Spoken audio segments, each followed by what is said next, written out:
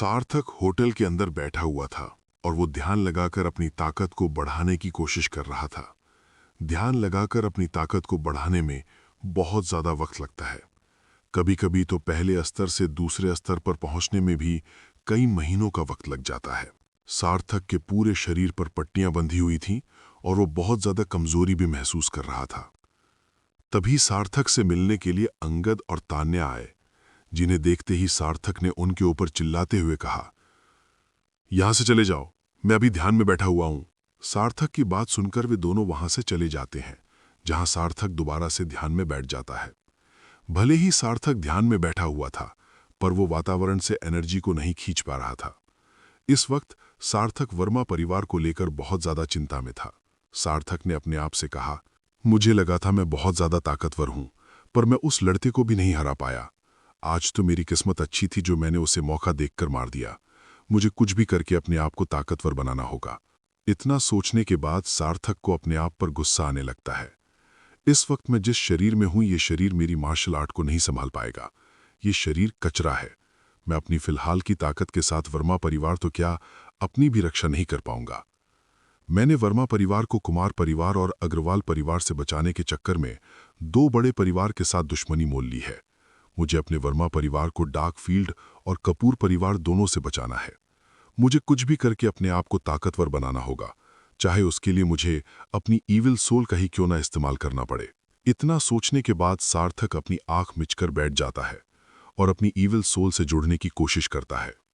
सार्थक ने अपनी ईविल सोल को कुमार परिवार के यंग मास्टर बिलाल के शरीर में छोड़ दिया था, ताकि वो कुमार परिवार को ब्लैकमेल कर सके। कुमार परिवार का यंग मास्टर अपने कमरे में बड़े आराम से पड़ा था, पर तभी उसके मुंह से खून निकलता है और वो बेहोश हो जाता है। उसके बेहोश होने के कुछ सेकंड बाद उसके शरीर से ईविल सोल बाहर निकलती है और आसपास देखने लगती है। ईविल सोल को सार्थक अपने इशारों पर नचा सकता था, यानी सार्थक जो सोचेगा वहीं ईविल सोल करेगा, और जो ईविल सोल देख सकता है, सार्थक भी वो नज़ारा देख सकता है। ईविल सोल दिखने में जन्मजात बच्चे की तरह थी, जो पूरी तरह से लाल थी। सार्थक आसपास देखने के बाद ईविल सोल को उड़ाता हुआ बाहर लेके चला जाता है, जहां उसे कुमार परिवार का एक सिपाही दिखाई देता है। सार्थक चुपके से उसके शरीर में अपनी ईविल सोल को भेज देता है और उसकी एनर्जी के साथ साथ शुद्ध खून को ईविल सोल के अंदर समाहित करने के बाद बाहर आ जाता है। ईविल सोल के बाहर आते ही वो सिपाही उसी वक्त मारा गया था। सार्थक ऐसे ही 20 से भी ज्यादा सिपाही के अंदर से उनकी एनर्जी और शुद्ध खून को ईविल सोल के अंदर इकट्ठा कर लेता है।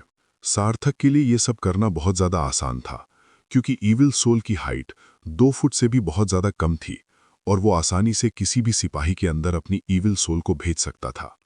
जहां सार्थक की ईविल सोल कुमार परिवार में चारों तरफ घूम रही थी, वहीं सार्थक होटल में बैठा हुआ कुमार परिवार का सारा नजारा देख रहा था।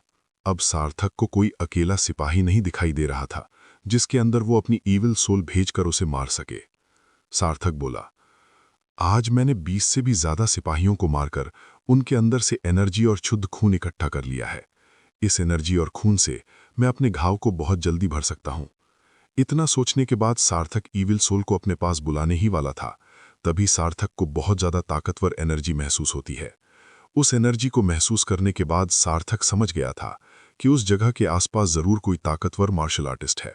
जरूर यहाँ पर कोई ताकतवर इंसान होगा, तभी तो मुझे यहाँ पर इतनी ज्यादा ताकतवर एनर्जी महसूस हो रही है। फिलहाल मैंने एक काम कर सकता हूँ, इस घर के अंदर जाकर उस ताकतवर इंसान का पता लगाता हूँ। इतना सोचने के बाद सार्थक घर के ऊपर वाले माले से अंदर झांकने लगता है, जहां उसे 2 आदमी दिखाई देते हैं।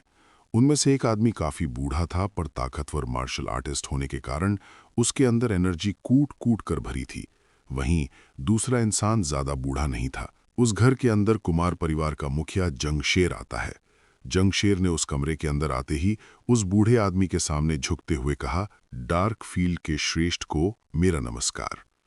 जंगशेर की बात सुनकर सार्थक समझ जाता है कि वो बूढ़ा आदमी और कोई नहीं बल्कि डार्क फील्ड से एक श्रेष्ठ है, जो कि कम ताकतवर नहीं होगा। जंगशेर ने आगे कहा, क्या आपको कुछ काम था? अगर आप पहले ही बता दें तो मैं सारी तैयारी कर लूंगा। उस श्रेष्ठ का नाम रिजवान था। रिजवान ने जंगशेर से कहा, तुम्हें सब कुछ पता है मैं यहाँ पर क्या करने के लिए आया हूँ। मेरे स्टूडेंट को कपूर परिवार वालों ने मार डाला है। पर श्रेष्ठ, आपके स्टूडेंट को तो वर्मा परिवार वालों ने मारा था। तुम्हें क्या लगता है एक छोटे परिवार का लड़का मेरे स्टूडेंट को मार सकता है? उसकी इतनी औकात नहीं है। जरूर कपूर परिवार ने वर्मा परिवार का सहारा लेकर मेरे स्टूडेंट को मरवाया होगा। हमारे और कपूर परिवार के बीच में बहुत पहले से जंग चल रही है, पर उनमें से कोई भी आगे बढ़ाकर उस जंग की शुरुआत नहीं करना चाहता। पर उन्हें क्या लगता है वे वर्मा परिवार का सहारा लेकर मेरे स्टूडेंट को मरवा सकते हैं? उन सभी की बात सुनकर सार्थक ने अपने आप से कहा, मुझे लगा ही था सारा इल्जाम कपूर परिवार के ऊपर जाएगा। भले ही इनके स्टूडेंट को मैंने मारा है और इसमें कपूर परिवार का कोई हाथ नहीं है, पर इस बात पर कोई विश्वास नहीं करेगा। भला एक छोटे से परिवार का लड़का इतने बड़े राजसी के परिवार के साथ पंगा कैसे ले सकता है? रिजवान की बात सुनकर जंगशेर ने कहा, मुझे आपकी बात तो समझ में आ गई, पर आप यहाँ पर क्या करने के लिए आए हैं? मुझे तुम्हारी मदद चाहिए। मैं कपूर परिवार को बाहर निकलवाना चाहता हूँ और मुझे कुछ पता भी करना है। इसके लिए तुम्हें वर्मा परिवार के ऊपर हमला करना होगा।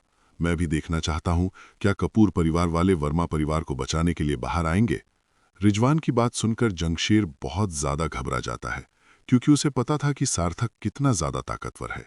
हालांकि ये बात अलग है, सार्थक डार्क फील्ड के श्रेष्ठ रिजवान से सामना नहीं कर पाएगा। जंगशेर ने मन ही मन सोचा, ये बुढ़ा तो मुझे मरवाने का सारा इंतजाम करके आया है। मैं उस लड़के का सामना बिल्कुल भी नहीं कर पाऊंगा, और अगर वो लड़का और कपूर परिवार वाले आपस में मिले हुए तो कपूर परिवार वाले मेरे पूरे परिवार को बर्बाद कर देंगे। कुछ सेकंड सोचने के बाद जंगशेर बोला, श्रेष्ठ, मुझे माफ कर दीजिए। वर्मा परिवार का सलाहकार बहुत ज्यादा ताकतवर है। उसने मेरे बेटे के शरीर में कुछ कर दिया है, जिस वजह से वो मेरे बेटे की किसी भी वक्त जान निकाल सकता है। इसलिए मैं वर्मा परिवार के ऊपर हमला नहीं कर सकता। जंगशेर की बात सुनकर रिजवान बोला, मुझे तो लगता है तुम बहाना बना रहे हो। नहीं श्रेष्ठ, मैं कोई बहाना नहीं बना रहा। इतना कहने के बाद जंगशेर ने अग्रवाल परिवार की मुखिया अरविंद की ओर इशारा करते हुए कहा, पर श्रेष्ठ, आप अग्रवाल परिवार के मुखिया अरविंद जी को ये काम सौंप सकते हैं। वो मुझसे कहीं गुना ज्यादा ताकतवर है और इस लड़ाई की शुरुआत भी उनकी बेटी नंदिनी से शुरू हुई थी। जंगशेर की बात सुनकर अग्रवाल परिवार के मुखिया अरविंद को गुस्सा आ जाता है। अरविंद ने गुस्से में जंगशेर से कहा, तुम खुद तो ये काम नहीं करना चाहते हो और सारा काम मुझ पर सौंप रहे हो। मैं ये काम बिल्कुल भी नहीं करूंगा, तुम्हें ये काम करना पड़ेगा। उन दोनों की बहस शुरू होने ही वाली थी, तभी रिजवान ने उन दोनों को शांत करते हुए कहा, चुप हो जाओ तुम दोनों। मुझे नहीं लगता तुम दोनों में से कोई ये काम कर पाएगा। मैं किसी को जानता हूं जो ये काम बड़ी आसानी से कर लेगा। तुम मुझे ये बताओ, क्या तुमने वो तैयार कर लिया?